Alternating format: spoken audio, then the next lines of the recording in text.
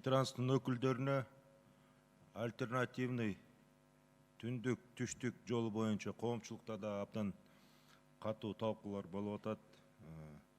Азыркы кандай могу ратификация кылып атабыз биз. Балыкчы Кочкор Эпкин 68 километр болот экен. Ратификация 90 миллион 750 миллион доллар экен. Анын доляларын көрдүк биз. Ошондо 1 километр канчадан болот? Айтып коюңузчу. Урматтуу Үмүталы Токторлович, бүгүнкү күндө тендер өтүп атат. Тендерден кийин жыйынтыгы билинет. Биз 700-800 деп примерно ушундай деп атабыз, 700-800 ортосунда болот депчи. Тендерде ошо 700-800 1 километрге берген компания отат дейсиңерби? Жок, ошондой болушу мүмкүн деп пока ушуну пландаштырып атат деп атабыз да. Прогноз. Буга чейин ушундайлар эле жолдор ошо 700-800 ортосу болгон. Бүгүнкү күндө может быть ошол эле баалар болот деп атабыз да. Азыр тендер өтүп атат, тендер жыйынтыгы чыга элек. Сиз ошон үчүн мага айтып койсоңуз, коомчулукка керекте. Ошо жол боюнча абдан чоң талкуу болуп атат. 1 километр бир жерлерде 2,5 миллион долларга чейин жетип атат. Мына азыркы могу заключительный фазада 700-800 миң доллар болуп атат. Ошону кичине түшүндүрмө кылып койбойсуңарбы? Бул альтернатив жолдун рельефине жараша болгон жолдорду билесиз, 2 миллиондон ашык жолдордо булар аска зоолордо жанагы жол жок жерлерде курулган. Бул жерлерде жанагы жардыруу, эстакадный мост, туннель болгон да. Ошолор 2 миллиондон ашык болуп атат. А бул жолдорду реконструкция болгон жолдор 700-800 миң ортосунда болуп атат. Өзү буга чейин Кыргызстан авто куруучулары, жол куруучулары көрбөгөндөй чоң проект болуп атат. Айтыңызчы, абдан татаал участоктор бар экен да. Ошол эле бир туннель курулат экен, 3 километр 180 метр, 2 көпүрө курулат экен, эстакадный, бийиктиги 40 метр, узундугу 600 метр, 1200 метр болгон.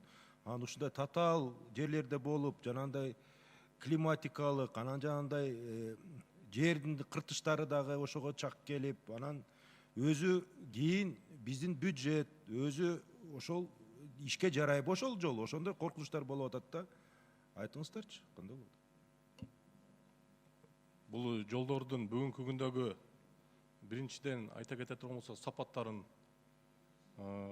биз өткөн күн жумада биринчи вице болуп чыкканбыз, көргөнбүз. Бул сапаттын эң негизин айта кете турган болсок, туннелдин сапаты бүгүнкү күндө эң жогорку сапатта деп айтсак болот. Бул жерде бийиктиги 11 метр, турасы 9,6 метр туннель болуп атат. Анын жанында ошо 3890 метрге ошондой эле штольныйсы курулуп атат. Ар бир 300 метрде случай жана авария же бир нерсе болсо штольный аркылуу чыга турган кылып запасной ход болуп атат да. Бул ошондуктан баалары биринчиден ошол жакка кымбаттап болуп атат. И эстакадный мост. Өзүңүз азыр айткандай 600 метрлик бизде эстакадный мост бар и 1076 метрлик эстакадный мост бар. Булардын бийиктиги 40 метрге чейин, узундугу бийиктиги. Ошол штольныйдын бүгүнкү күндө 68% бүтүп атат, штольный эстакадный мосттун. 76 свайдан 65 свай уже бүтүп атат бүгүнкү күндө. 23 опорасы бүтүп атат.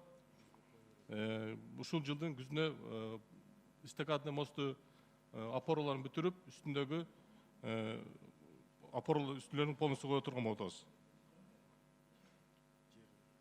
Жер кыртыштарын айта турган болсок, өзүңүз билесиз, бул жерде жол жок болчу. Бул 2500 метр деңиз деңгээлинде курулуп аткан жол болуп атат. Бул жолдун сиз айткандай ошол кымбат болсо дагы курулуп бүтүп калса, бул биздин мамлекет үчүн транзит өткөн элдерге дагы бул жакын жолдор болот деп биз эсептеп атабыз. Минэкономиканын өкүлү барбы же Минфин мага ким жооп берет? экономическое обоснование, да, Мирлан Байванчоков айтып қойыңызшы ошонучу. Какие у нас перспективы именно погашения кредита? Как-никак 846 миллионов долларов мы тратим на общее строительство этой дороги, да? Умбетал Туктаралевич, дело в том, что вы знаете, что когда дорога строится, то уже начинает также как бы функционировать придорожная как бы инфраструктура. Вот, простой пример, дорога Бишкек-Ош. После того, как ее отреабилитировали, очень много как бы инфраструктурных объектов там появилось. Здесь тоже будет много инфраструктурных объектов, которые будут давать определенный эффект и в социальном плане тоже для близлежащих жителей около этой дороги. И, соответственно, и экономике тоже будет определенный эффект. За счет этого мы как бы косвенным путем будем получать выгоду. Кошумча 20 секунд убакыт берип коюңуздар.